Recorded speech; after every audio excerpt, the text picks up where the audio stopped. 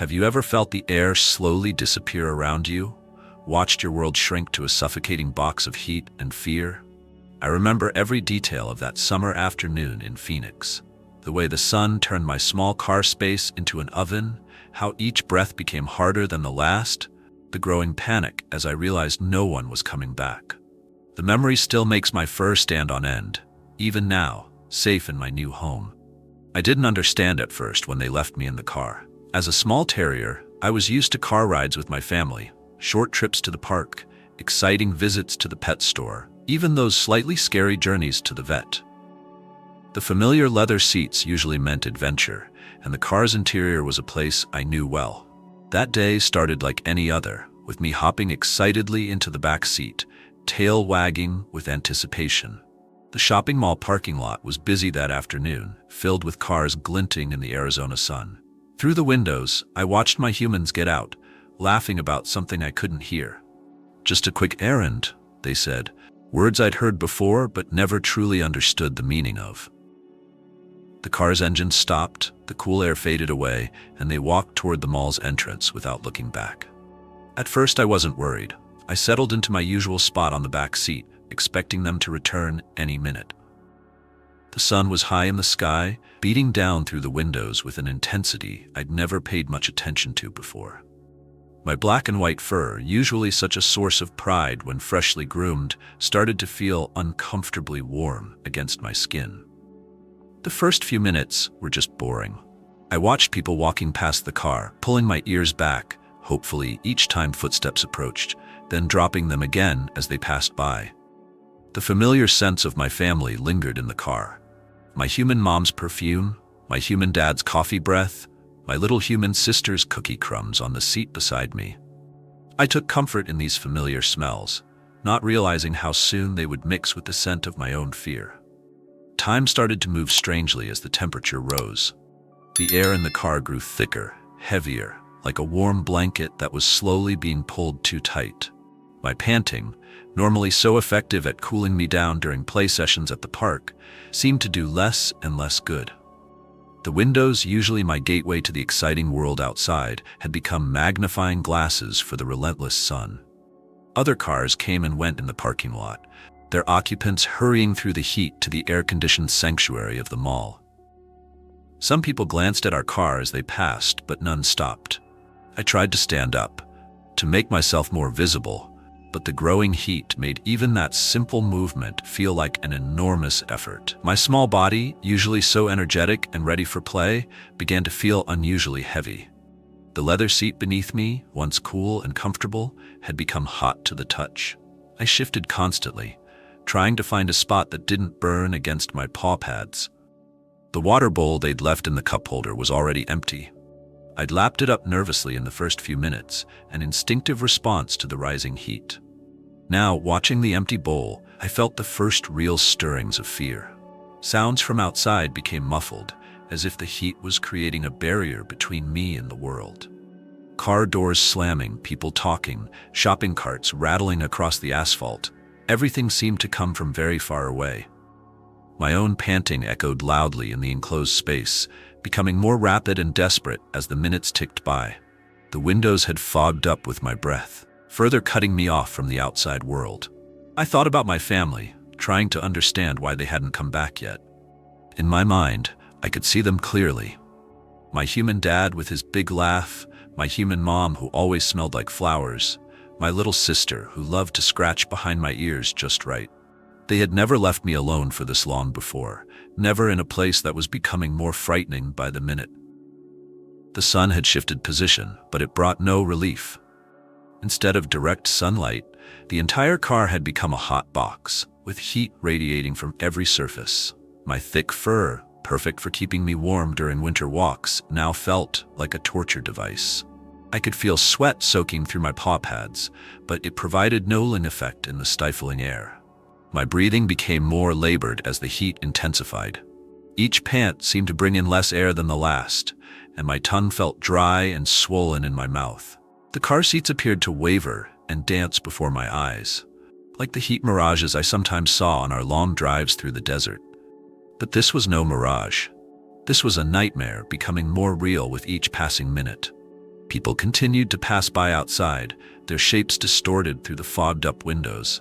Some walked quickly, eager to escape the summer heat. Others moved more slowly, talking on phones or to companions. I wanted to bark, to let them know I was here, but my energy was draining away with each heated breath. My usually sharp bark had become a weak whimper. The mall's automatic doors kept opening and closing in the distance, releasing brief puffs of cool air that never reached me. I remembered the feeling of air conditioning, of cool tile floors against my paws, of fresh water in my bowl at home. These memories seemed to come from another lifetime now, as the car's interior became more like an oven with each passing moment.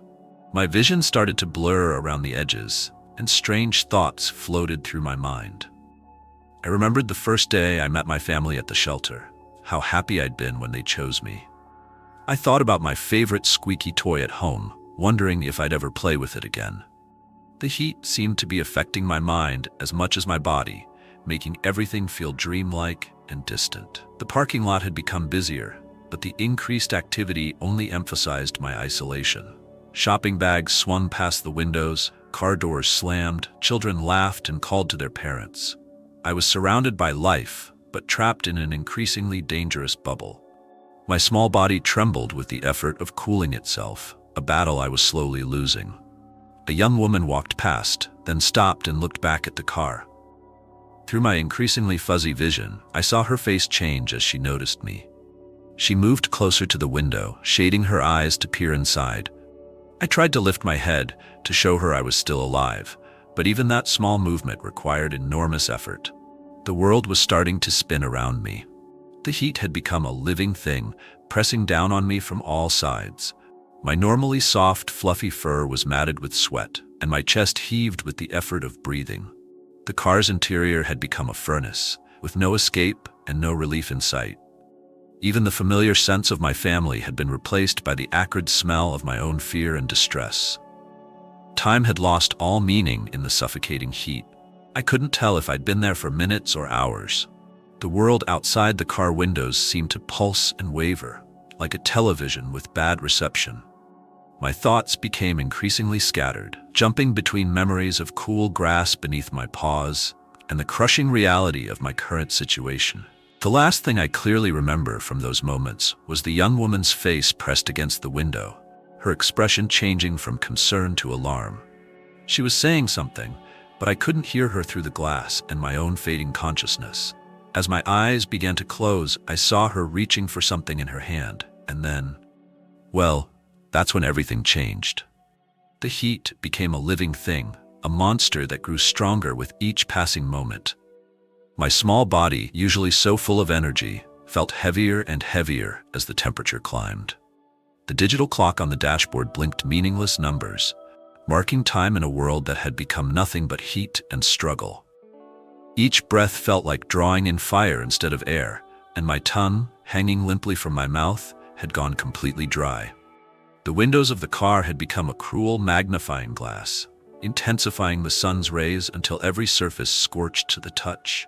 I had tried moving to different spots, the floor, the other seats, even attempting to squeeze into the shadowy space under the front seats. But there was no escape from the heat. It followed me everywhere, pressing down on me like an invisible weight that grew heavier by the minute. My vision started playing tricks on me.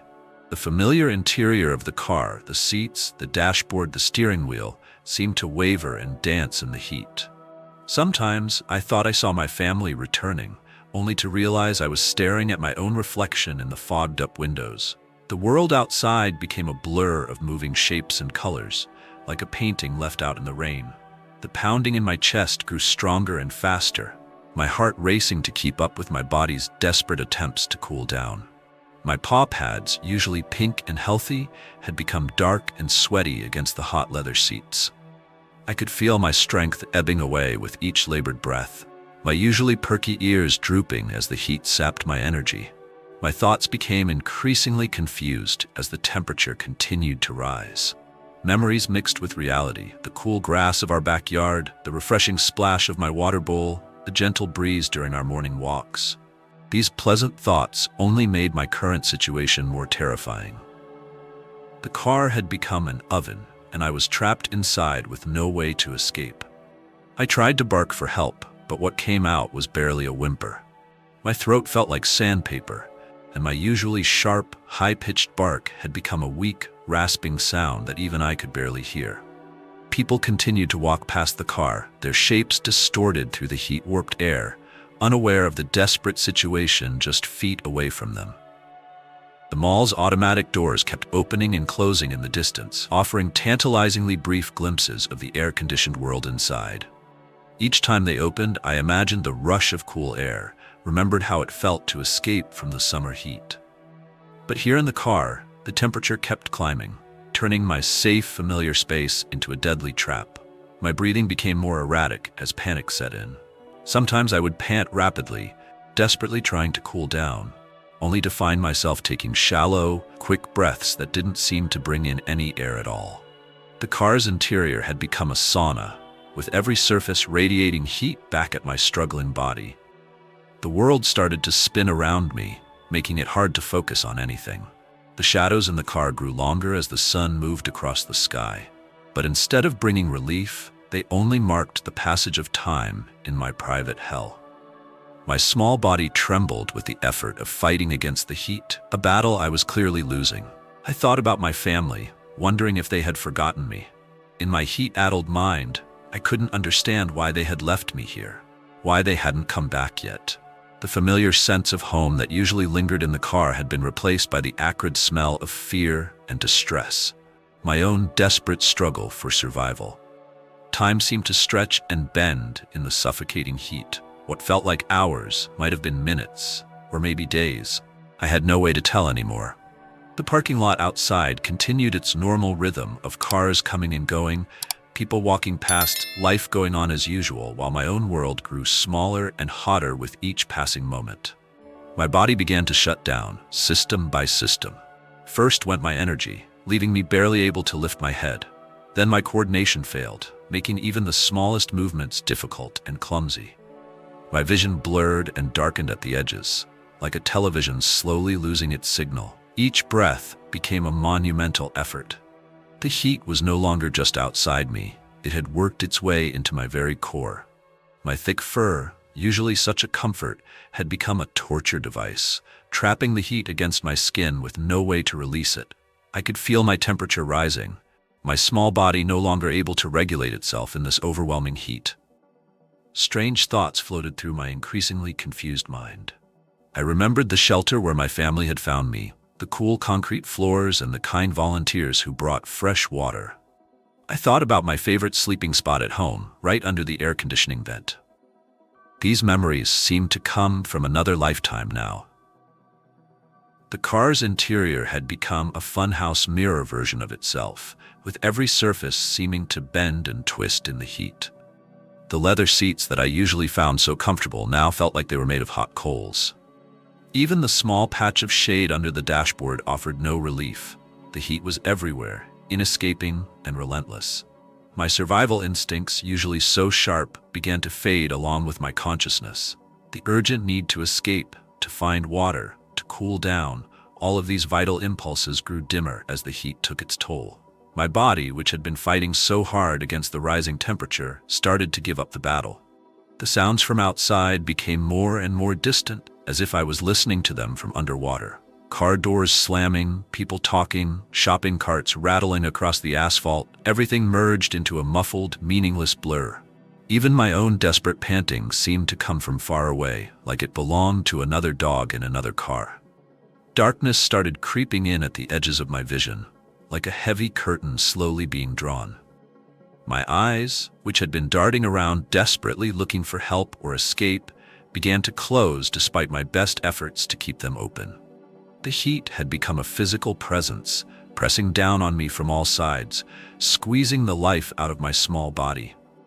Just when I thought I couldn't hold on any longer, when the darkness was about to swallow me completely, something changed. Through my fading consciousness, I heard a sharp sound, different from the usual parking lot noise. Someone was shouting outside the car, their voice urgent and angry. But I was too far gone to respond, too weak to even lift my head. Then came the sound that would change everything. a sharp, decisive crack that cut through my heat-induced stupor like a bolt of lightning. The noise was followed by a tinkling of glass and, suddenly, gloriously, a rush of slightly cooler air. But by then, I was barely conscious, hovering on the edge of a darkness that threatened to swallow me completely. The sound of breaking glass cut through my fading consciousness like a thunderclap. Suddenly, the suffocating bubble of heat that had become my prison was breached, and a rush of relatively cooler air swept into the car. Through my barely open eyes, I saw shards of the passenger window raining down onto the seat beside me, glinting like diamonds in the harsh sunlight. The world that had been muffled and distant came rushing back with shocking clarity. The woman's face appeared in the broken window, her features tight with concern and determination. She was saying something, her voice urgent and gentle at the same time, but I couldn't focus on the words. All I knew was that the seal of heat had been broken, that somehow this stranger had done what seemed impossible. She had broken through the barrier between my dying world and the one outside. Cool air rushed in through the broken window, feeling like heaven against my overheated fur. My body, which had been shutting down system by system, responded to this small mercy with desperate gratitude. Each breath still felt like fire in my lungs, but now there was hope mixed with the pain. Hope that had arrived in the form of shattering glass and a stranger's determination. More voices joined the first one, deeper, authoritative voices that seemed to come from every direction. Through my blurred vision, I saw uniforms gathering around the car, saw phones being held up to record what was happening. The woman who had broken the window was arguing with someone, her voice fierce and unwavering. I wanted to show them I was still alive, but my body wouldn't respond to any commands. Hands reached through the broken window, gentle, careful hands that moved with purpose. They avoided the sharp edges of the remaining glass as they worked to unlock the door. The woman was still there, her face a constant presence in my fading field of vision. She kept talking to me in that soft, urgent voice, making promises I couldn't quite understand but desperately wanted to believe. The car door opened with a click that seemed impossibly loud in my heat-addled state. The rush of air that followed was like a wave breaking over me, bringing with it smells and sounds that had been muted by the car's sealed interior. The parking lot's hot air felt cool compared to the oven I'd been trapped in, and each breath brought a little more clarity to my confused mind. More hands reached in, professional hands this time, belonging to people in uniforms. They moved with practiced efficiency, assessing my condition even as they prepared to lift me out. Someone was spraying water on my fur, the droplets feeling like ice against my overheated skin. The relief was so intense it almost hurt, and a small whimper escaped my parched throat. The woman who had saved me stayed close, her presence a constant comfort in the chaos of activity around the car. She spoke to the uniformed people, police officers and paramedics I would later learn, explaining how long she had watched, how she had called for help, how she had finally decided she couldn't wait any longer. Her voice shook with emotion, but her eyes never left me. They lifted me from the car with infinite care, cradling my small body as if I might shatter. A special stretcher appeared, one sized for animals, and they placed me on it, immediately covering me with cool, wet towels. The contrast between the hellish heat of the car and these gentle ministrations was so stark that I felt tears rolling from my eyes, mixing with the water on my fur. The world around me was a blur of activity and urgent voices.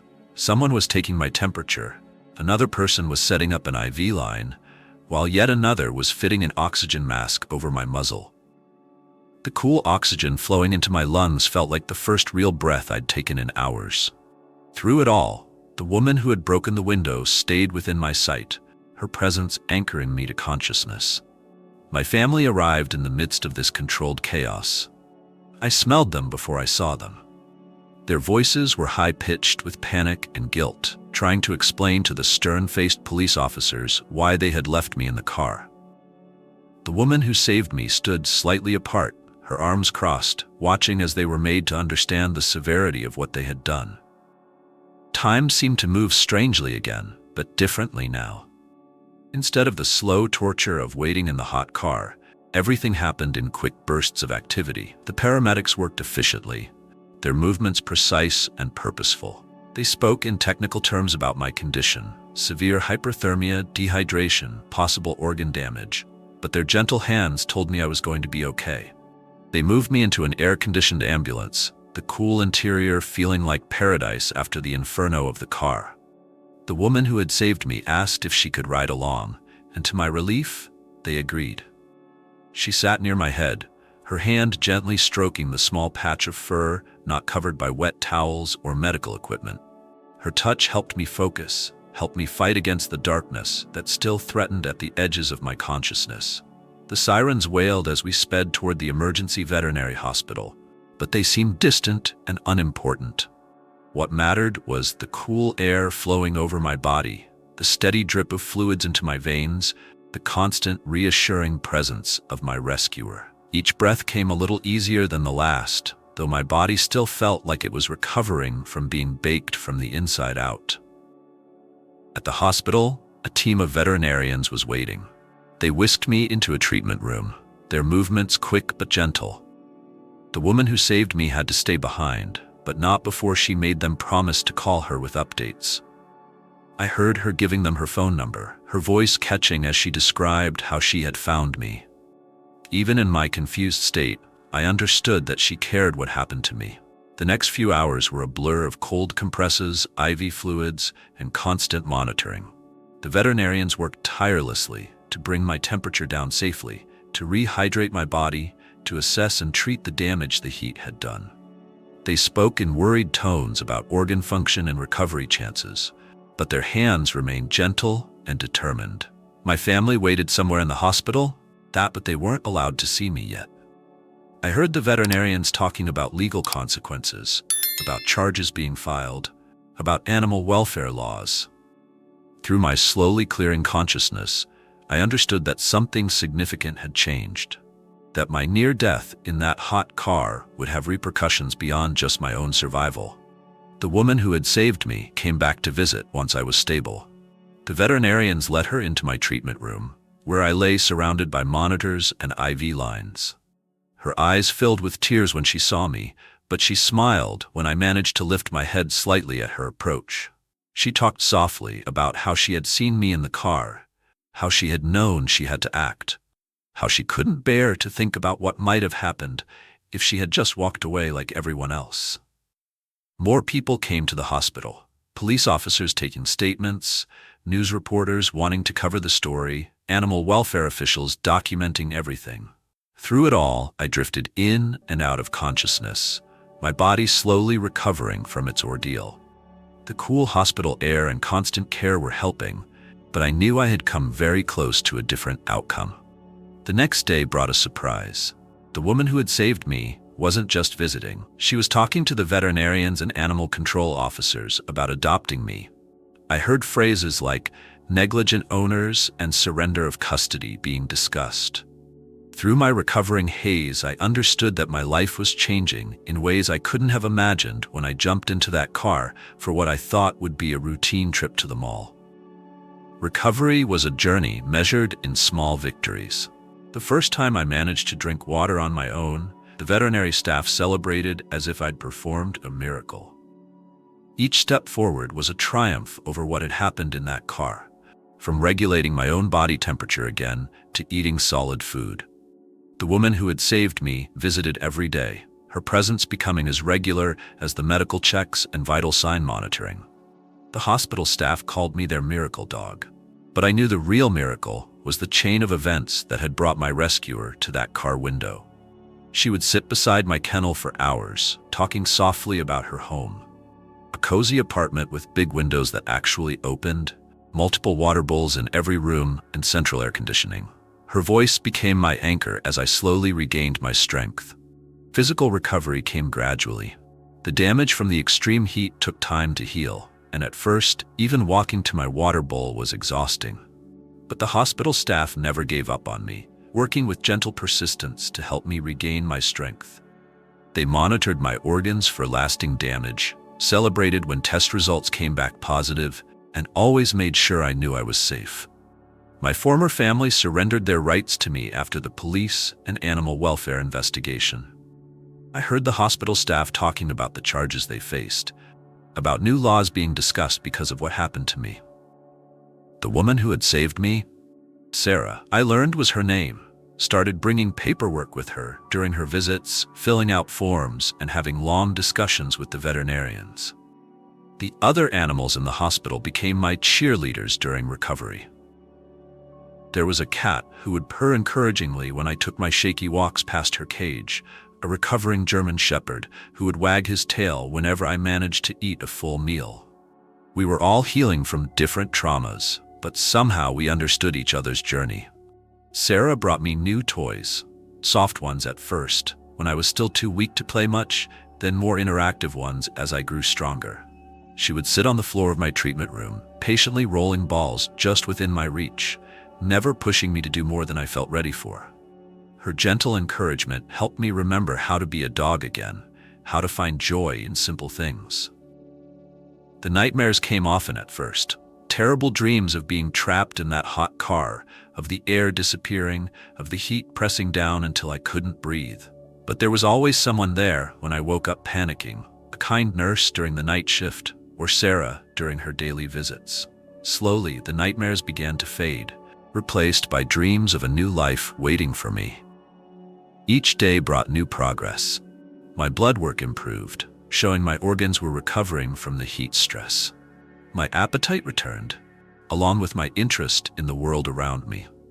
The hospital staff started taking me for short walks in the garden behind the clinic, where the open air and natural breezes helped heal something deep inside me that had been damaged in that car. Sarah brought pictures of her apartment to show me during her visits, pointing out the spots that would be mine. A plush bed by the window, a corner filled with toys, even a special cooling mat for hot days. She talked about her flexible work-from-home schedule, about how she would never leave me alone for long. Her plans for our future helped me focus on getting stronger. The veterinarians began talking about discharge dates, about me being ready to go to my new home. They worked with Sarah, teaching her about signs of heat stress to watch for, about how the trauma might affect me long-term. She took notes on everything, asked questions, and made sure she understood exactly what I would need to thrive. My trust in humans, shaken by what had happened in the car, slowly rebuilt itself through the gentle care I received.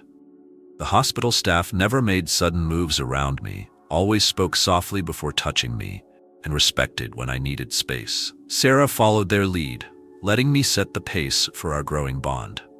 The media attention around my case surprised everyone. News stations wanted to cover the story, focusing on the dangers of leaving pets in cars and the importance of taking action like Sarah had. She handled the interviews gracefully, always turning the conversation back to animal welfare and the need for stricter laws to protect pets. The day I was finally cleared to leave the hospital was emotional for everyone. The staff who had cared for me through my recovery gathered to say goodbye, many of them wiping away tears. They had become a kind of family to me, their gentle hands and kind voices helping me heal not just physically, but emotionally as well. Sarah's car was nothing like the one I'd been trapped in. She had the air conditioning running before she even brought me out, and the windows were cracked despite the cool air. She helped me into a special harness in the back seat, making sure I was secure but not confined. The short drive to my new home was my first time in a car since the incident. But somehow, with her there, I wasn't afraid. My new home was everything Sarah had described and more. Windows that opened to let in fresh air, multiple cooling spots around the apartment, and water bowls everywhere I looked.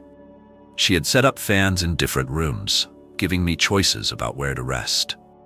The plush bed by the window quickly became my favorite spot, where I could feel the breeze and watch the world outside. Learning to trust again was a gradual process. The first few times Sarah had to leave for short errands, I felt the old panic rising. But she had thought of everything, leaving the air conditioning on, setting up a pet camera so she could check on me, and never being gone for more than an hour. Each time she returned, exactly when she promised, my trust grew stronger. The physical therapy continued at home, with Sarah helping me regain my full strength and stamina. She found creative ways to make the exercises fun, turning them into games that helped me forget they were therapy. My body, which had come so close to failing in that hot car, grew stronger each day under her patient care. Other pet parents started reaching out after seeing my story on the news. Sarah would share updates about my recovery on social media, using our journey to educate people about the dangers of leaving pets in cars. Sometimes we would meet other rescue dogs during our walks, and Sarah would always take time to share our story with their humans. My new life with Sarah was filled with gentle routines that helped heal the trauma of that day. Morning walks when the air was cool, plenty of water breaks, and endless patience as I learned to trust car rides again. She never pushed me to do more than I was ready for, celebrating each small victory in my ongoing recovery. The memories of that hot car never completely disappeared, but they stopped controlling my life. Under Sarah's care, I learned that not all humans would abandon me, that some would even break windows to save me. My near-death experience had led me to someone who understood exactly what I needed to feel safe and loved again. Looking back now from my favorite spot by the window in Sarah's apartment, that scorching car feels like a different lifetime. The cool breeze from the air conditioning gently ruffles my fur, and I can see my reflection in the glass, healthy, happy, alive. My story could have ended so differently if Sarah hadn't stopped, hadn't taken action when others just walked by. Sometimes I catch her watching me with tears in her eyes, remembering that day. But they're different tears now. Tears of gratitude that we found each other. The impact of my story reached far beyond our little corner of Phoenix. Local lawmakers passed stricter penalties for leaving pets in cars, calling it the Hot Car Act. Sarah and I sometimes attend events where she speaks about pet safety, and I stand proudly beside her, living proof of both the dangers and the possibility of recovery. People come up to us afterward, sharing their own stories or promising to never leave their pets in cars, no matter how quick their errand might be. My experience changed more than just laws, it changed hearts and minds. Sarah's video of my rescue went viral, sparking conversations about responsibility and action. Other people started breaking windows to save pets in hot cars, armed with the knowledge that the law would protect them. My near-death became a wake-up call that saved countless other animals from the same fate. Our home has become a sanctuary for other rescue animals. Sarah fosters dogs who need special care, and I help them adjust, showing them that recovery is possible. Each new friend who comes through our door gets the same thing I got: endless patience, constant love, and the understanding that they're safe now. Watching them heal helps me understand just how far I've come from that desperate day in the parking lot. My trust in car rides returned slowly, but Sarah never gave up. She made each journey a positive experience. Windows cracked, even with the air conditioning on, favorite toys in the back seat, and frequent checks to make sure I'm comfortable. Now I can enjoy trips to the dog park or the pet store, knowing that I'll never be left alone in a hot car again. Every time we pass a parked car with a dog inside, Sarah stops to check on them, ready to take action if needed. The physical scars from that day have healed, but they left me with a deeper understanding of both human cruelty and compassion. I've learned that for every person who walks past suffering, there's someone like Sarah who will stop and help. My role now is to share this message through my story, through my recovery, through the way I connect with other rescued animals who need hope. Life with Sarah is filled with small joys that mean everything to me. The sound of her key in the lock when she comes home, the gentle scratch behind my ears as we watch TV together, the way she always makes sure I have fresh water and cool air. These simple things, once taken for granted, now represent the love and care that saved my life. Each day brings new adventures and opportunities to enjoy the second chance I was given. Our bond goes beyond rescuer and rescued. We've become a team dedicated to preventing other animals from suffering as I did. Sarah's determination to save me that day sparked a movement of awareness and action. Together, we've shown that one person's choice to stop and help can create ripples of change that touch countless lives. My story isn't just about survival anymore. It's about transformation. The trauma of that hot car will always be part of my story, but it's no longer the defining chapter. Instead, it's become the beginning of a much larger narrative about hope, healing, and the power of compassion in action. Sarah didn't just save my life that day. She gave me a purpose, a platform to help prevent other animals from experiencing what I did. Every time I see her smile at my progress or watch her spring into action to help another animal in need, I'm reminded that sometimes the worst moments can lead to the best changes. From the suffocating heat of that car to the cool comfort of our home, my journey has become a testament to the difference one person's courage can make. Sarah taught me that real love means never walking past suffering, never choosing convenience over compassion. Together, we've turned a moment of near tragedy into a lifetime of purpose, showing that every life has value and that it's never too late for a second chance. My happy ending isn't just about surviving, it's about thriving and helping others do the same.